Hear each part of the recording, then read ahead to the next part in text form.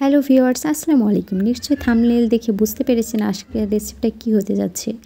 সুজি দিয়ে যে এত সুন্দর মজাদার চিতই পিঠা বানানো যায়, ফুলকো ফুলকো আর জালিদার, সত্যি অবিশ্বাস্য। তো যাই হোক, এই রেসিপিটি কিন্তু আপনি অনায়াসে খুবই অল্প সময়ে বাসাতেই বানিয়ে নিতে পারবেন।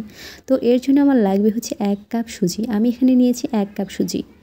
আমি এখানে মোটা দানার সুজিটা ব্যবহার করেছি, একদম কাঁচা সুজি যেটা হয় সেটা ব্যবহার করেছি। আপনারা চাইলে কিন্তু এখানে চিকন দানার সুজিটাও ব্যবহার করতে পারবেন, বাট একটা বিষয় খেয়াল রাখবেন, সুজিটা কিন্তু অবশ্যই কাঁচা সুজি হতে হবে। এরপর আমি 1 কাপ সুজির সাথে অ্যাড করে দিলাম আধা কাপ ময়দা। আপনারা কিন্তু ময়দার পরিবর্তে আটাটাও ব্যবহার করতে পারবেন। সেক্ষেত্রে রেজাল্টটা খুব বেশি একটা ভালো আসবে না, একটু এটা নরম কম হবে। যদি ময়দা দিয়ে এই সুজির সাথে ময়দাটা অ্যাড করেন তাহলে এই চিতই পিঠাটা অনেক বেশি সফট হবে। এরপর আমি এখানে দিয়ে দিলাম স্বাদ মতো লবণ। আপনারা আপনাদের টেস্ট অনুযায়ী লবণের পরিমাণটা বাড়িয়ে বা কমিয়ে দিতে পারবেন, সেটা আপনাদের ব্যক্তিগত ব্যাপার। এরপর আমি এখানে দিয়ে দিলাম হচ্ছে কুসুম গরম পানি। এখানে আমি 1 কাপ পানি ফার্স্টে দিয়ে দিলাম, এরপরে কিন্তু আরও পানি এখানে আমি অ্যাড করব। তো প্রথমে আমি 1 কাপ কুসুম গরম পানি অ্যাড করেছি। আমি এখানে সুজি আর ময়দা মিলিয়ে মোট 1.5 কাপ শুকনো উপকরণ ব্যবহার করেছিলাম। তার সাথে আমি ফার্স্টেই দিয়ে দিলাম হচ্ছে 1 কাপ কুসুম গরম পানি দিয়ে এটা খুব ভালোভাবে মাখিয়ে নিচ্ছি।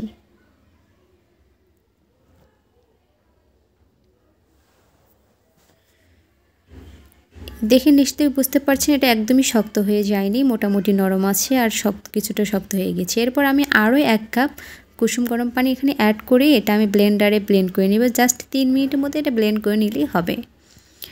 ব্লেন্ড করার পর দেখেন কতটা স্মুথ একটা খামির তৈরি হয়েছে। এরপর এর সাথে আমি দিয়ে দিলাম আধা চা চামচ বেকিং পাউডার।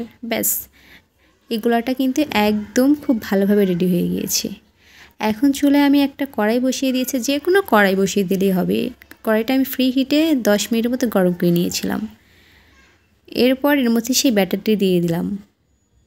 ব্যাটারটি দেওয়ার পরে জাস্ট ম্যাজিক, আপনারা আপনাদের চোখের সামনেই ম্যাজিকটি দেখতে পারবেন।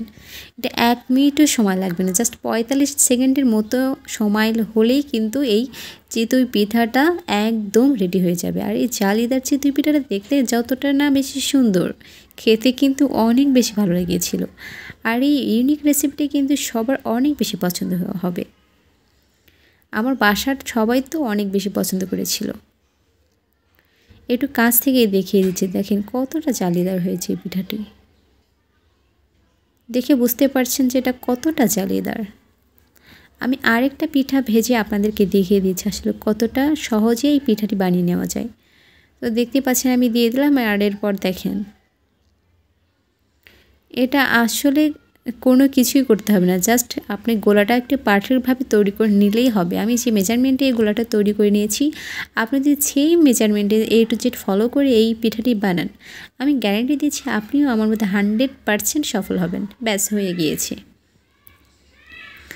বিকেলের নাস্তায় যদি আপনি এই চিতই পিঠাটি দেন তাহলে তো সবাই আপনার ফ্যান হয়ে যাবে।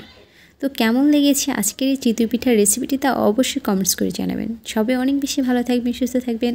আবারও দেখা হবে আপনাদের সাথে নতুন কোনো ভিডিও নিয়ে। আল্লাহ হাফিজ।